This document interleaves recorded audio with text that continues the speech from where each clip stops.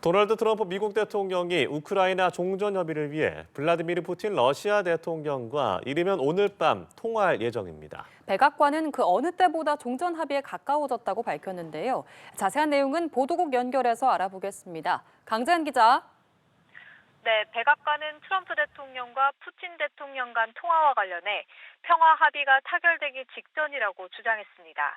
미국과 러시아가 평화에서 10야드 라인에 와 있다라고 설명한 건데요. 10야드 라인은 미식 축구에서 득점으로 연결되는 터치다운 선으로부터 약 9m 떨어진 곳에서 공격하는 상황을 가리키는데 결정적인 순간에 와 있다는 비유적 표현입니다. 그러면서 트럼프 대통령이 우크라이나 종전을 위한 협의를 끌어낼 것을 결심했다고 덧붙였습니다. 반면 유럽연합, EU는 푸틴 대통령과 통화를 앞둔 트럼프 대통령을 향해 러시아를 믿지 말라고 경고했습니다. 현지 시간 17일 벨기에에서 열린 EU 27개국 외교장관 회의 끝에 이같이 밝힌 건데요. 러시아가 30일 휴전안을 즉각 수용하지 않은 점을 지적하며 푸틴 대통령이 우크라이나에 불리한 요구 조건을 내세울 수 있다고 주장했습니다. 이날 EU 외교장관들은 우크라이나에 최대 400억 유로, 우리 돈 약 63조 원의 신규 군사 지원안도 논의했는데요. 작년 EU 전체 지원액의 2배 가까운 규모입니다. 대부분의 회원국들은 이 군사 지원안에 대해 지지 입장을 밝힌 것으로 전해집니다. 네, 러시아도 트럼프 대통령과의 통화에 대한 입장을 밝혔다고요. 그렇습니다. 크렘린궁은 이날 트럼프 대통령과의 통화 의제에 우크라이나 문제 해결도 포함된다고 밝혔습니다. 하지만 이를 달성하기 위해서는 우크라이나 문제의 근본적인 원인을 해결해야 한다고 강조했습니다. 우크라이나의 북대서양 조약기구, 나토 가입 불가, 중립국 선언 등 러시아가 기존에 요구한 휴전 조건을 다시 확인한 것으로 풀이됩니다.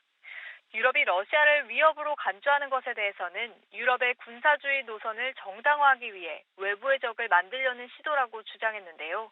또 유럽이 우크라이나의 나토군 주둔을 논의하는 것에 대해서는 전적으로 위험한 추세라고 반발했습니다. 한편 크렘린궁은 이날 트럼프 대통령과 직접 만날 예정은 아직 없다고 밝혔습니다. 아직 두 정상 간 대면 회담에 대한 신호는 없다라며 현재 전화 통화만 기다리고 있다고 전했습니다. 네, 이런 가운데 미국 국민 상당수가 트럼프 대통령이 러시아 편을 들고 있다 이렇게 생각하는 것으로 나타났다고 하는데 관련 설문조사도 전해주시죠. 네, 미국 MBC 방송이 지난 7에서 11일 유권자 1,000명을 대상으로 실시한 여론조사 결과입니다.